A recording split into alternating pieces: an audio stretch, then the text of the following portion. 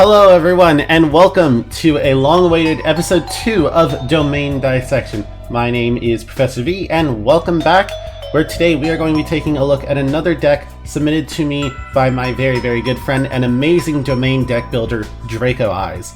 Today we have a deck master of Planet Pathfinder, and if you notice anything different about this setup as well, that is because due to limitations of what was available when this deck profile was made, you can see we've got custom cards representing the new Mimigul cards that were announced. So unfortunately this can't be ported over to EDO Pro as easily, so we're gonna have to make do. But that is completely alright for the sake of this video. So we are going to just rapid fire through it. If you don't know how domain dissection works, I basically give a profile. It's very similar to Zero Cut profiles, except there's no duel, because domain duels take a very long time. But that gives me more time to talk about how these decks are structured, because domain decks have a lot of nuance to them, especially with your card choices. So, without further ado, let's get in. We have a Therion Regulus package. If you look around, you will see we have a Discoliseum, we have Regulus, and I believe in here we might have one more option if I am looking closely enough, which I don't see it, so maybe it is just a way to get Therion Regulus on the field. We have quite a few machines, and especially Planet Pathfinder can be equipped from the graveyard, so we can use that. You can see we have Ancient Gear Reactor Dragon. Down here we have a Gear Town package. This is full of field spells, except for one, Mystic Mine. Domain doesn't have a ban list, but Draco has a soul, so he's not going to completely torture everybody on the field. So thank goodness for that. But Planet Pathfinder every turn can tutor out another field spell, and there are a ton of options. You can see here we have Orgoth the Relentless. We are actually playing a Dimension Dice package, allowing us to take advantage of any monster on the field and turn it into quite a formidable boss monster by domain standards. While it doesn't have protection inherently, it can do a lot of neat things that can help with longevity, inflict good damage, or keep some structure on the field depending on what you roll. 1 or 2 can't be destroyed by battle or card fix. 3 or 4 draws 2 cards. 5 or 6 attacks directly. It's a little bit hard to land, but if you can, it's pretty good. Also, before I forget, full credit to the YouTube channel Paul Tarsus Rips for the background music today. It's not perfect because I just have it on a loop. Again, tech limitations of the time when I'm filming this video, but it's still a very cool song. Go check them out. At some point, I'll try to remember the link. Apologies if I don't. Next, we have Kashtira Fenrir. We are also playing a Pressured Planet Raid-Soth set with Kashtira Fenrir, which is an Earth Psychic. All domain decks have to fit within the either type or attribute of the monster listed. So Planet Pathfinder is an Earth Machine, which gives us a lot of options. Kashtira Fenrir is a very good option. While we don't have its search effect, we can take advantage of the fact that it is a free 2400, free level 7, and it has a way to remove monsters on the field, which is really good to have very basic, consistent abilities in domain each turn after turn, as the duels normally do take longer than a traditional TCG duel. So, next we have a whole assortment of Mimigul, starting with Mimigul Master, then Dragon, Archfiend, Cerberus, and Slime. This is one of the newer Mimiguls, so if you haven't checked it out, I highly recommend you do. But this whole thing allows us to go around Mimigul Dungeon. Mimigul Dungeon can grab us Dragon, Dragon can grab us Maker, Maker can support the rest of the deck, as well as Master itself can also grab us a Mimigul, which normally in the TCG is a little bit less preferred, but it can allow us to get some very basic support. Next we have Gigantes, because this entire deck is Earths for the most part. It allows us to use resources in our graveyard alongside something like Nemesis Keystone later on to get free bodies on the field for something like Dimension Dice, which needs to tribute a monster. And sadly we can't do Planet Pathfinder because that's tributed to search the field spell. Next we have Tackle Crusader, a very nice Earth card. You can see we're also taking advantage of Fossil Fusion, which takes a few different rocks, as well as we are playing, I believe Miracle Rupture is in here. If not, then I will most certainly tell Draco to put it in here, because Miracle Rupture is very good with these cards. Tackle Crusader has a couple of effects if it's sent to the graveyard, as well as it can have some utility, especially working with other people on the field. Revival Golem is a free special summon if it's milled from the deck, which is also very useful. Next we have Weathering Soldier and Shell Knight, which can help in the fossil strategy. This one searches fossil fusion, which is very, very cool, especially because it can also search Shell Knight, which is a 500 burn, and it has a floating effect to search a level 8 rock. Oh, looky here, a very famous level 8 rock. This one is pretty self-explanatory. It's Block Dragon. Unlock the block, as they say. Next, we have an Adamantipator package because there's a surprising amount of rocks in here. But also, these are semi-free tuners, especially things like Researcher and Analyzer, which can be used to take advantage of a very basic synchro package over here in the extract. Goyo Guardian in particular is very cool in a domain type situation, allowing you to steal your opponent's monsters and use them for your own abilities. We also have Scrap Dragon for some easy pops if I can get Dueling Book to load it, and it's fairly straightforward. A lot of this deck is fairly straightforward, but there's a lot you can do with it, which is what makes it so intriguing to me as a dual scientist, as I say. But I digress. Draco's deck is really, really interesting, and it's only going to go more interesting from here. And I imagine if you haven't yet, I recommend checking out the comments. Draco has left comments on a few of my videos explaining the synergies in the deck, which is really, really cool to see an actual domain player more consistently than me contribute, which is amazing. So thank you again to Draco Eyes for all of your amazing effort.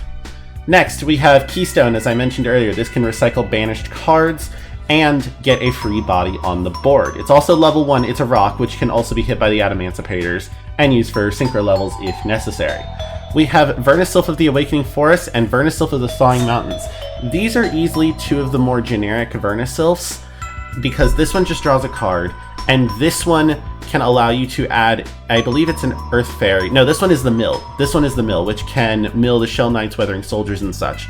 We have Dino Wrestler Pankratops. You know it, you love it. Kashtira Fenrir semi-power crept it, but either way, still very useful. It's effectively a second unsearchable Fenrir in a lot of situations with a better attack stat. Next, we have Zodiac Cataroost and Zodiac Whiptail. This can allow us to get into a small Zodiac package in the extract. Broadbull can get some bodies. We have Borbo for extra material and attacking directly because, yes, we can make Zeus in this deck because it is a machine. Isn't that incredible? And also utterly terrifying in a domain setting where this thing can wipe 4 boards.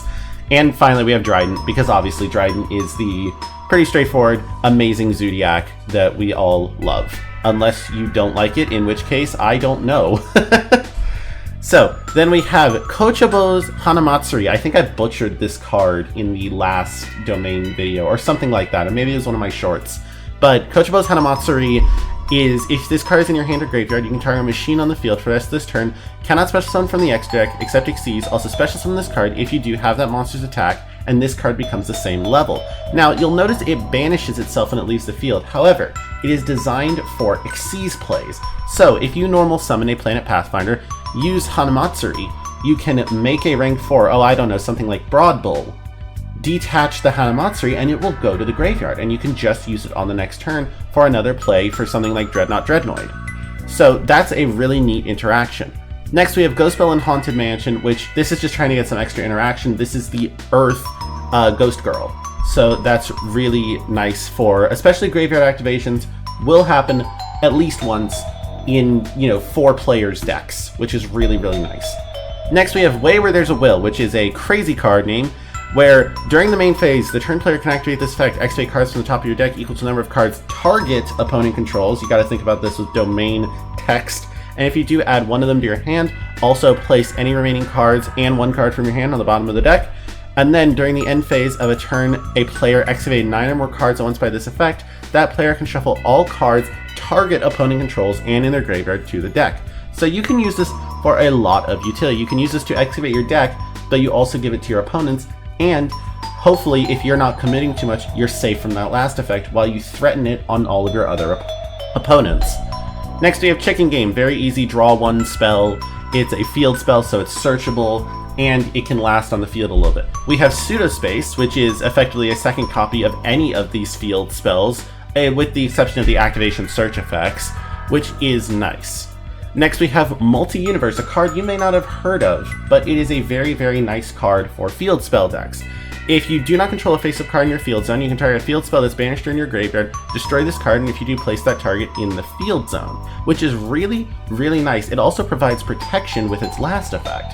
This card can allow you to recycle field spells as well, so you can get a ton of activations of Chicken Game, of Raidsoth effects, Gear Town, anything like that, which is really, really useful. Next, I'll go down the line quickly for all of these other field spells. We have Disc Coliseum to search the Regulus, Raidsoth to search the Fenrir, Gear Town to search the Reactor Dragon, Dice Dungeon to search Dimension Dice and cause this, what is it, the quote, I'm turning this card game into a dice game with a bunch of battle phase related effects, which is really, really cool. We have Mimighoul Dungeon to get the Mimighoul started, which is very, very nice because Mimighouls are very, very easy reactions and interactions. We have Mimighoul Maker because this card is amazing in Mimighouls. We have Dimension Dice to go with the Dice Dungeon, Fossil Fusion to go with the fossils, and we can go into either an OTK Beast or a way to steal monsters with Skull King, which is really, really good. And also, this thing can do some decent damage itself. So be aware of Skull King. This card's awesome. We have Zodiac Barrage, which if you see bans, that's because they can't change the TCG ban list, but this is legal in Domain.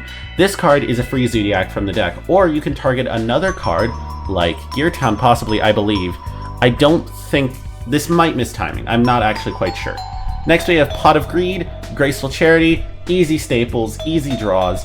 Harpy's Feather Duster is a wipe of one player's back row. Heavy Storm is a wipe of all 4 players' back row. When you have something like Gear Town, this is even better. We have Dark Hole, which wipes all 4 fields. Monster Reborn, which is Monster Reborn. Foolish Burial to send the Shell Knights, Weathering Soldiers, or anything we want to revive with a Vernisylph. We have Last Will, which is an amazing card for sending cards to the graveyard because then you can summon a monster from your deck. And that's any of these, so you can summon Adamancipators, Mimighouls if you want it, I guess. Not Weathering Soldier. You could summon a lot of things. Next we have Mimighoul Room, which is a great Mimighoul back row and can allow you to get into things like Maker or set your opponents up with things like Archfiend. Next we have Torrential Tribute, another 4-board wipe. Needle Sealing, another 4-board wipe. This deck really likes to keep the game low and slow because this deck has a lot of slow-paced gas, if that makes any sense. I hope that didn't sound too weird. Next, we have Trap Tricks Trap Hole Nightmare. This is a really, really nice monster negate, and it's a little bit restricted, but it's really easy to take advantage of. We have Attack Guidance Armor, a hilarious card that can redirect. This is playing into Domain Politics, where you can help people or hurt people by redirecting attacks to or away from them, which is really, really neat in a 4-player setting. We have Draco Utopian Aura, which can steal a monster, but it also negates and destroys a monster effect, which is really, really good on its own, and if you pay the extra cost, you get a body for it. We have Lost Wind, which is a 2-time use monster half negate, and half attack negate, and it's really, really good in any special summon monster. Titanicider is specific to the extra deck, but it's in a similar vein, where you can use it twice and it affects special summon from the extra deck monsters, but it reduces their attack to 0. Next, we have Infinite Impermanence. I don't really think I need to explain this one. This one's really good. We have Dominus Purge, which, if your opponent controls a card, you can activate this card from your hand. When a card or effect is activated, includes effect that adds a card from deck to hand, negate that effect. Then if you have a trap, destroy that card. If you activated this card from your hand, you cannot activate Dark Water or Fire monsters for the rest of the duel, which is really, really nice in a Domain setting where you don't have those anyways, except for, the one Dreadnought Dreadnoid, but other than that, it's almost entirely Earths and the occasional light, which is really, really good. We have Ultimate Offering, which is another really good normal summon card. We have a lot of good normal summons in this deck, especially things like Mimighouls. We have Dark Factory of More Production, which can send cards to the graveyard. Things like, I don't know if Weathering Soldier actually triggers for this. I don't believe so. No, it's cost. Wait, possibly?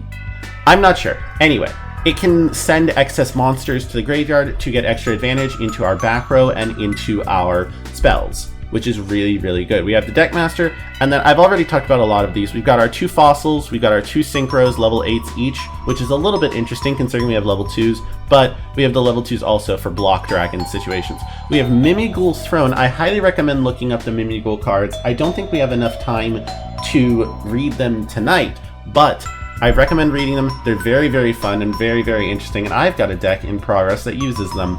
So we've got Giant Mimigul and Mimigul Throne, the 3 Zodiacs I already talked about, Dreadnought Dreadnoid, which is a card where at the end of the battle phase, if it destroyed a monster by battle, it can summon a high-rank machine monster from your extra deck, and Super Dreadnought Rail Cannon Super Dora is a very, very good card in a domain setting. You can use it for politics, or you can use it to stick a 3200 beat stick, which is crazy.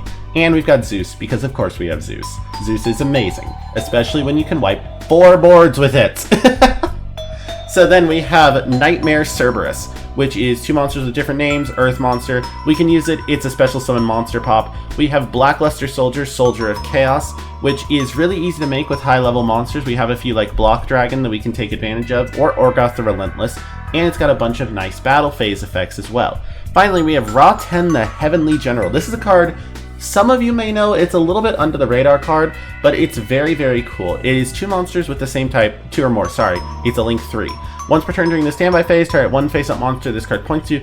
Special summon 1 level 4 or lower monster with the same type as that monster from your hand to the zone this card points to. And at the start of the battle phase, you can target 1 card your opponent controls, destroy it. Both of those effects are very, very good, especially when you're playing a little bit more low and slow. So, with that being said, thank you all very much for watching. Thank you once again, I can't say it enough how much Draco Eyes, thank you so much for submitting this deck and for being such a great contribution to the domain community as I've seen it. And to the rest of y'all, have a great night. Bye-bye.